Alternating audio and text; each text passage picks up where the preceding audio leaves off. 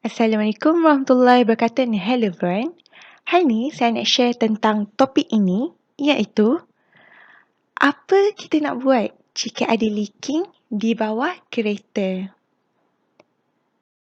Okey, saya nak cerita pasal ni sebab saya baru je alami sendiri, pengalaman sendiri, di mana saya ternampak ada tumpukan atau tumpahan bendalil atau cecair di bawah kereta.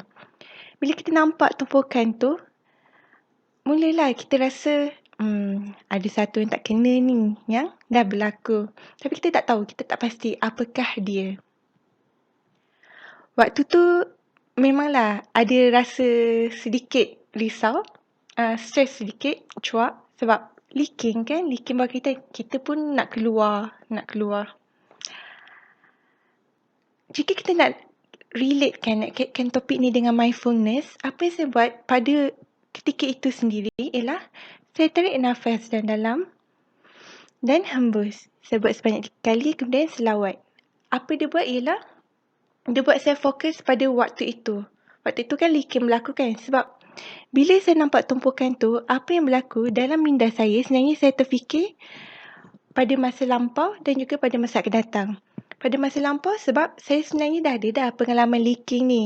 Tapi beberapa tahun lepas lah, 2 pengalaman leaking. Tapi disebabkan perkara yang berbeza. Dan saya juga risau akan masa akan datang sebab waktu tu saya nak keluar kan, memang dah ada appointment penting dengan orang. Jadi dia macam di antara dua tu. Tapi apa yang sebaik, kita stop. Kita pause, kita stop, kita berhenti, kita tarik nafas dalam, hembus, kita selawat. Kemudian bila kita dah tenang sikit, kita sebenarnya dah boleh fikir secara rasional apa kita nak buat. Kita dah boleh fokus. Dan alang-alang saya kongsikan tentang pengalaman ni, jadi saya rasa why not? Saya pun share lah apa yang kita patut buat bila kita nampak ada leaking di bawah kereta. Alright, langkah pertama, apa yang kita boleh buat ialah kita tengok bahagian bawah di tempat kereta kita. Ianya sangat bergantung kepada tempat di mana kita parking kereta. Contohnya macam saya, hari tu memang saya parking dekat tempat yang simen kelabu cair ataupun simen yang putih. Jadi kita boleh nampak tumpukan apakah itu, apa warnanya. Kalau anda parking di luar rumah atau di tempat lain yang di mana jalannya merupakan jalan tan hitam ataupun kita memang tak boleh nampak langsung warna tumpukan tu, jangan risau, ambil je kotak ataupun apa-apa kertas putih, cardboard putih, kita letak bawah kereta kat mana leaking tu berlaku. Tu langkah pertama. Langkah kedua, kita gunakan panca indera yang kita ada. Pertama, kita gunakan mata kita. Kita tengok, okey, tumpukan tu warna apa? Itu pertama. Kedua, kita guna tangan kita. Okey, kita sentuh bendalil tu atau cecair tu, kita tengok. Kita rasa kelikatan dia, viscosity.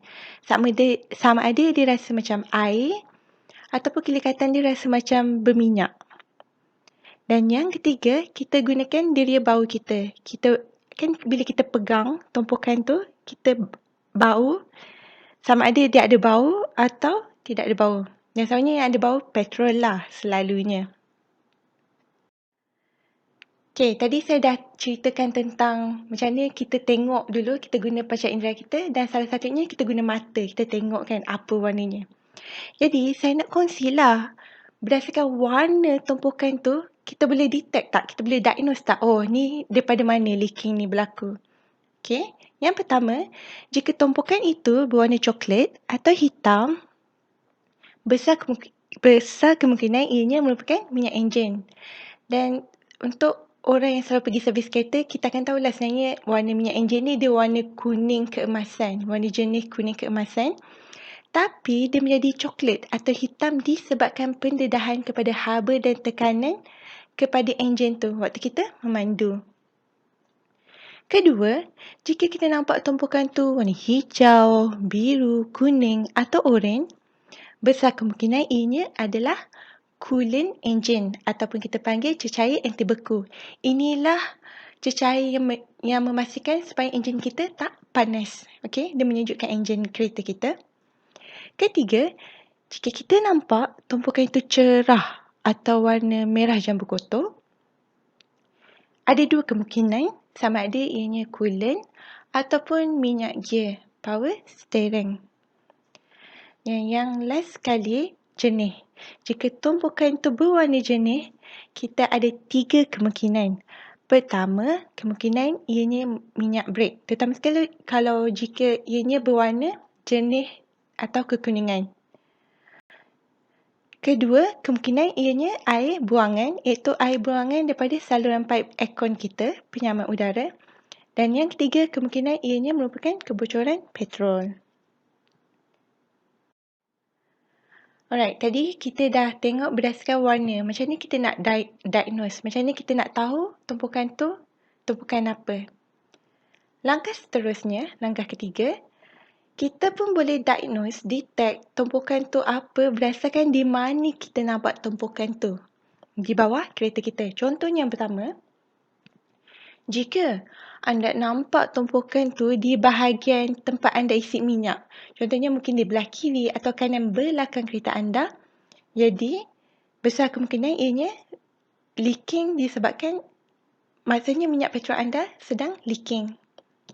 Kedua, jika anda nampak leaking tumpukan di bahagian hadapan, di bahagian depan kereta anda, ada beberapa kemungkinan antara minyak enjin, coolant, minyak gear ataupun air buangan aircon. Dan yang ketiga, jika anda nampak leaking di kawasan roda tayar kereta anda, besar kemungkinan ini ialah minyak brake kereta anda. Dan langkah keempat paling senang, jika anda tak tahu nak buat apa, paling senang sekali anda call je truck tunda. Nanti mereka akan bawa kereta anda ke bengkel dan buat apa yang patut untuk kita tengok apa yang boleh mereka buat dengan leaking tersebut. Tu je untuk topik hari ini.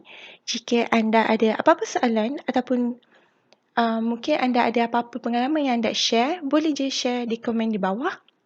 Dan saya jumpa anda di video akan datang.